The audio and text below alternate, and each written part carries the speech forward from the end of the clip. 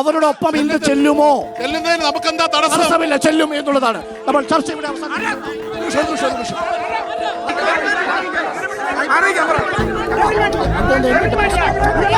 Hello,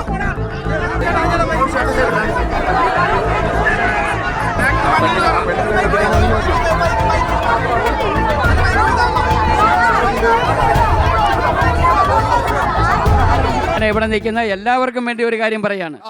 നമ്മുടെ രാജ്യത്ത് 140 കോടി ജനങ്ങളുണ്ടെന്നാണ് നമ്മുടെ കണക്ക്. ആ 140 കോടി ജനങ്ങളുടെ വിയർപ്പിന്റെ തുള്ളിയാണ് നമ്മുടെ പാർലമെന്റ് മന്ദിരം. ആ പാർലമെന്റ് മന്ദിരത്തിന്റെ ഉദ്ഘാടനത്തിന് ആരാ വരേണ്ടത്? ഇന്ത്യൻ പ്രസിഡന്റാണ് വരട്ടെ. അവിടെ മണിയടിച്ച സ്വാമിമാരെ കൊണ്ട് ചൂനം കുത്തി. അത് നാണക്കേടായി, രാജ്യത്തിന് നാണക്കേടായി. ഇനി ഇത് ആവർത്തിക്കരുത് എന്നാണ്. ഒറ്റ ചോദ്യം ലാസ്റ്റ്. ഒരു പ്രധാനപ്പെട്ട ഒരു ചോദ്യം. മോഡിയുടെ ഗ്യാരണ്ടി, പിണറായി ഗ്യാരണ്ടി കൊടുത്തു. മോഡി പറഞ്ഞ് പെട്രോളിന് 50 രൂപയാക്കും, ഗ്യാസിന് 400 ആക്കും, 15 ലക്ഷം രൂപ അക്കൗണ്ടിൽ വരും എന്ന് പറഞ്ഞ് ഇവിടെ എല്ലാ പാവപ്പെട്ടവരെ കൊണ്ട് അക്കൗണ്ട് എടുപ്പിച്ചു. അതാണ് പിണറായി വിജയൻ 13 സാധനങ്ങൾക്ക് വില കൂട്ടത്തില്ലെന്ന് പറഞ്ഞു. അതിന് കൂട്ടി. ബാക്കിയുള്ള സാധനങ്ങൾക്ക് 50% വില കൂട്ടി.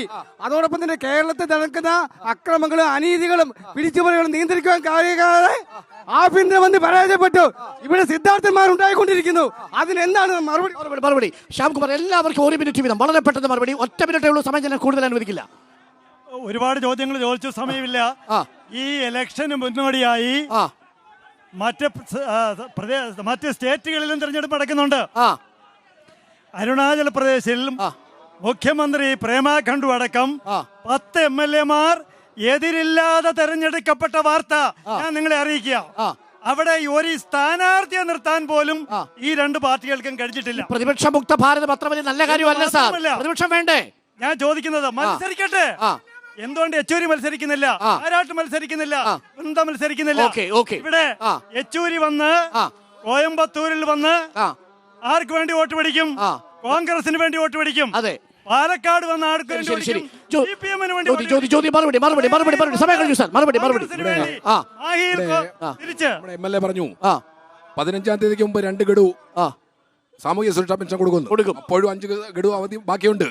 അപ്പോ അതുകൂടെ ഇലക്ഷൻ പ്രമാണിച്ചുള്ള സ്റ്റണ്ടാണ്.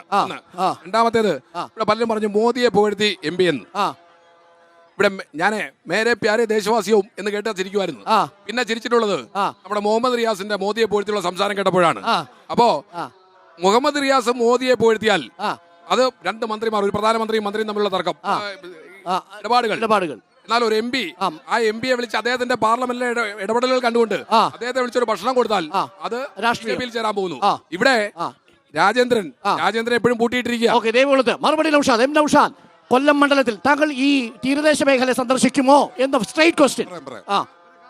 18 മാസം പെൻഷൻ കുടിശ്ശികനാക്കിയവരാണ് ഈ ന്യായമെല്ലാം.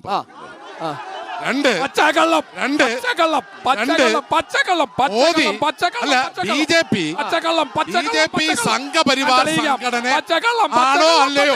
പ്രേമേന്ദ്രൻ പറഞ്ഞു പോകരുത്. ഈ ചോദ്യം മറുപടി കേക്കൂ. ആ ചോദ്യത്തിന് മറുപടി പറയൂ. ഈ ചോദ്യത്തിനാണ് മറുപടി കേൾക്കൂ. പറഞ്ഞോളൂ. ഒരു നിമിഷം സൈഡിലേക്ക്. തീരദേശത്ത് കടലെടുക്കുക എന്നുള്ളതൊരു സ്ഥിരം സംവിധാനമായിരുന്നു.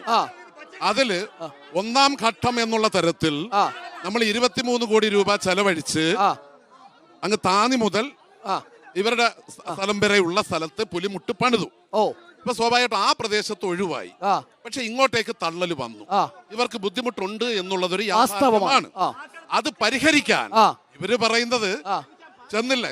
ഞാൻ പറഞ്ഞല്ലോ, പ്രവൃത്തിയാണല്ലോ പ്രധാനം. അവിടെ പരിഹാരം അവിടെ കൂടി പുലിമുട്ടിടുക എന്നുള്ളതാണ്. അതിനു വേണ്ടി ഇപ്പൊ വേണമെങ്കിൽ നമ്മളിപ്പോ ലൈവ് നിൽക്കുകയല്ലേ, ഔദ്യോഗികമായി ബോധ്യപ്പെടുത്താൻ ബന്ധപ്പെട്ട ആളിനെ ഇപ്പൊ വേണമെങ്കിൽ സ്പീക്കറിൽ ഇട്ട് ഞാൻ കേൾപ്പിച്ചു തരാം. 2 നടപടി ഇന്നുണ്ടാവും. പുലിമുട്ട് അനുവദിക്കാൻ വേണ്ടിയിട്ടുള്ള തീരദേശ സന്ദർശിക്കും. 2 പിന്നെ അവരെ പുനർഗേഹം പദ്ധതിയിൽ അവരെ ഉൾപ്പെടുത്തിയിട്ട് കുറെ പേർക്ക് പൈസ കിട്ടിയിട്ടില്ല. അടിയന്തരമായി അവർക്ക് ആ പൈസ ലഭ്യമാക്കണം എന്ന് കഴിഞ്ഞ ആഴ്ചയിൽ തന്നെ മന്ത്രിയോട് അവർ വൈകാരികമായി ചോദിക്കുന്നത് അവരോടൊപ്പം ഇന്ന് ചെല്ലുമോ? ചെല്ലുന്നതിന് നമുക്കെന്താ തടസ്സമില്ല, ചെല്ലും എന്നുള്ളതാണ് നമ്മൾ ചർച്ച ഇവിടെ അവസാനിപ്പിക്കുന്നു. നാളെ വീണ്ടും എത്തും നമ്മൾ ആറ്റിങ്ങൽ മണ്ഡലത്തിൽ നിന്നും. Short break. Good by.